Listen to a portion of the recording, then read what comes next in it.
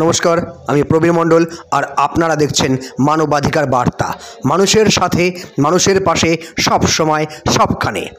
গতকাল 26শে জানুয়ারি প্রজাতন্ত্র দিবস তথা উত্তর 24 পরগনার অশোকনগর ব্রাঞ্চ কমিটির প্রতিষ্ঠা দিবস উপলক্ষে মরণোত্তর চক্ষুদান, চিকিৎসা শিবির, বিভিন্ন সচেতনতামূলক অনুষ্ঠান সহ এক মনোজ্ঞ সাংস্কৃতিক অনুষ্ঠানের আয়োজন করা হয়েছিল। সকাল থেকেই এই অনুষ্ঠান চলেছিল।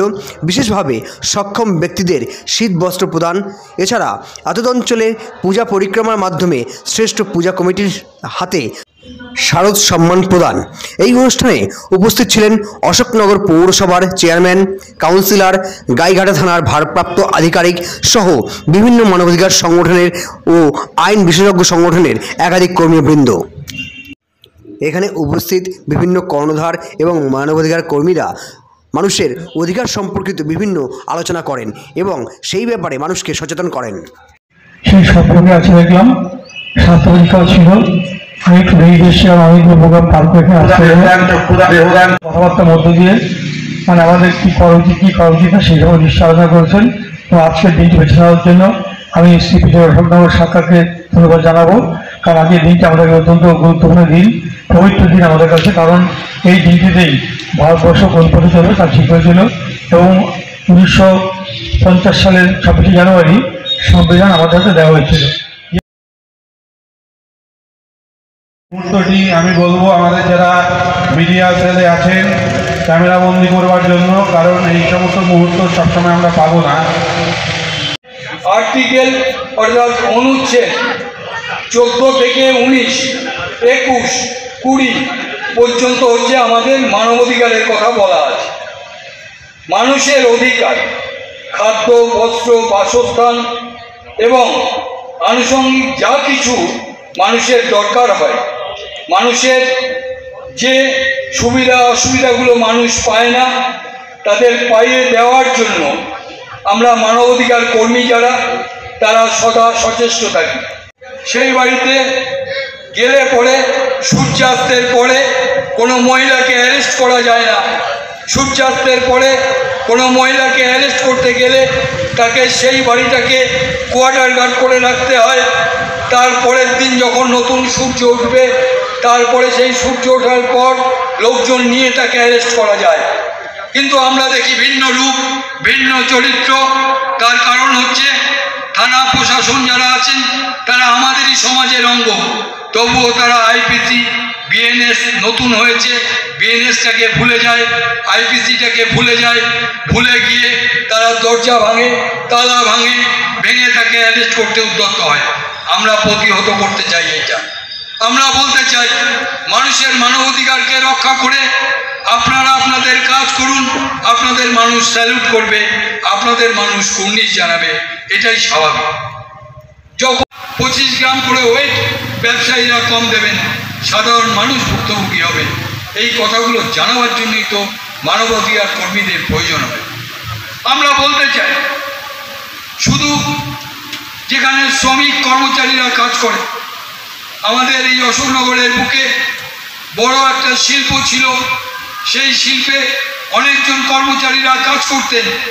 সেই কর্মচারীরা এখনও যারা বিভিন্ন দপ্তরে, পশ্চিমবঙ্গ সরকারের বিভিন্ন দপ্তরে কাজ করছেন ক্যাজুয়াল কর্মী হিসাবে, তারা সঠিক মাইনাটা এ মাসেও পাননি। কেন পাননি? কেন তাদের অসুবিধা?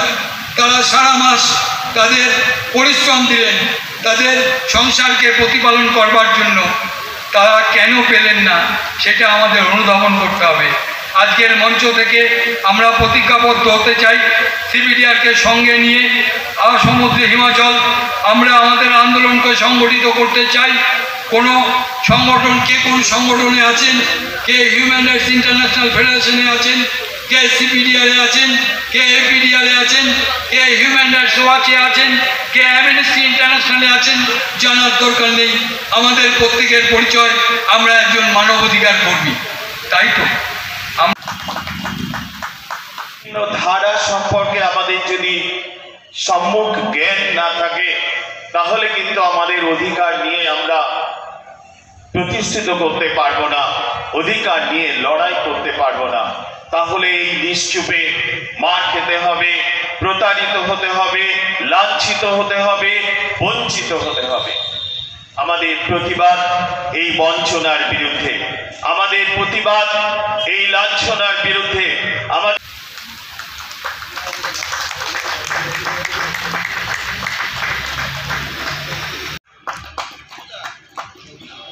সাথে ব্যবহারটা ঠিক করে করি, একটু নিজেরা আত্মসমালোচনা করুন, তাহলেই দেখতে পাবেন কতখানি জিনিসটা সুন্দর হবে। আমরা সমাজকেও যেমন সুন্দর থেকে সুন্দরতর করতে গেছি, নিজেকেও বলছি যে নিজেরাও সুন্দর থেকে সুন্দরতর হন। আজকে একটা মানুষের সাথে সকালবেলা আপনার অফিসে যাচ্ছেন, কারোর সাথে একটা বাজে ব্যবহার করলে আপনার সারাদিন ভালো কাটবে তো? নিজেরা প্রশ্ন করে দেখুন তো। ব্যাচ এবং উত্তরীয় পড়িয়ে সংগঠিত করছে দেবদিনা মজুমদার। পাশাপাশি রবীন্দ্রনাথ দে। একে একে আমাদের আর যে সদস্যরা আছেন, যারা যারা উপস্থিত আছেন আমাদের অশোকনগর শাখার পক্ষ থেকে,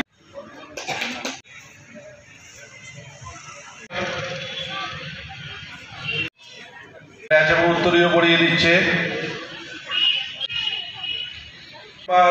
প্রিয়ব্রত চক্রবর্তী সভাপতি রবীন্দ্রনাথ দে কোথায়? আপনি একটু মঞ্চে শঙ্কর পালকে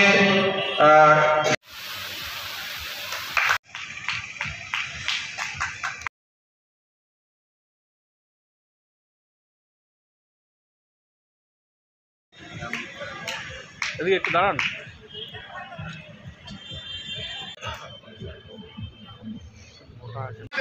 রাষ্ট্রের এগেন্সে জনমতকে সংগঠিত করবার চেষ্টা চলছে, তাহলে আপনাকে দেশদ্রোহ আইনে গ্রেফতার করা হবে। অবিলম্বে এই আইনকে তুলে দেওয়ার জন্য, এই আইনকে সংশোধনী আনবার জন্য সুপ্রিম কোর্ট বলেছিলেন। কেন্দ্রীয় সরকার কিছুদিন আগে দেখেছেন যে কেন্দ্রের সরকার, ভারতবর্ষের রাষ্ট্রের সরকার বলেছে আমরা রাষ্ট্রদ্রোহ আইন তুলে দিলাম, কিন্তু অন্য মোড়কে আরো বেশি করে মানুষের বাক স্বাধীনতাকে কেড়ে নেওয়ার জন্য নতুন ধারা অ্যাপ্লাই করা হয়েছে, যাতে মানুষের মৌলিক অধিকার লঙ্ঘিত হচ্ছে। হ্যালো, তাপস মজুমদার আমাদের যেখানেই আপনি দেখবেন অন্যায় হচ্ছে, সঙ্গে সঙ্গে রুখে দাঁড়াবেন। আপনাদের সিপিটিআর মেম্বার হওয়ার কোনো দরকার নেই, না হলেও আপনি যদি মানুষের সমাজের কারোর পাশেও দাঁড়াতে পারেন তাও খুব ভালো। নমস্কার, ধন্যবাদ।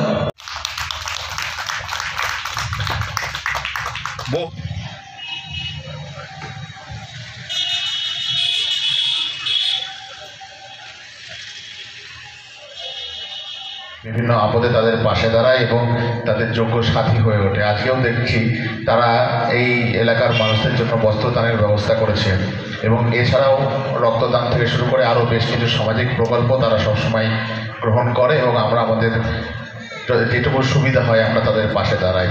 সকলে ভালো থাকবেন, সুস্থ থাকবেন এবং এইভাবেই সিপিটিআরের পাশে দাঁড়াবেন যেন তারা আপনাদের পাশে দাঁড়াতে পারে। নমস্কার, ধন্যবাদ। অনেক ধন্যবাদ মহাদেব। অনেক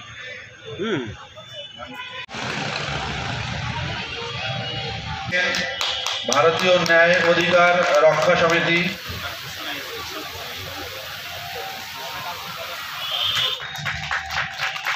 যে ছবি হয়তো আর এই পজিশন আমাদের আদালতে মানুষের অধিকার রক্ষা করার জন্য এবং মানুষের এই অধিকার রক্ষার জন্য ভারতবর্ষের 151 কোটি দেশের মানুষ প্রতিনিয়ত যারা বিচার পায় না, যাদের মৌলিক অধিকার লঙ্ঘিত হয়, যারা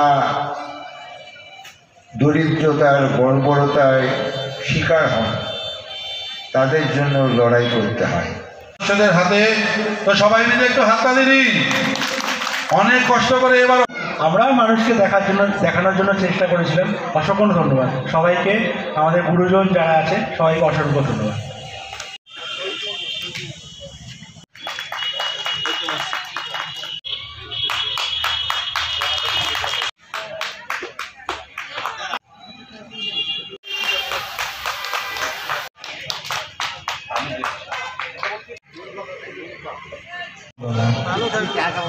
ঠিক আছে, এবার আপনার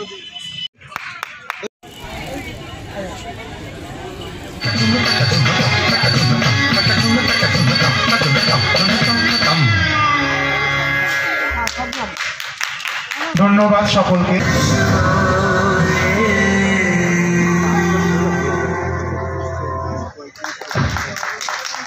ধন্যবাদ।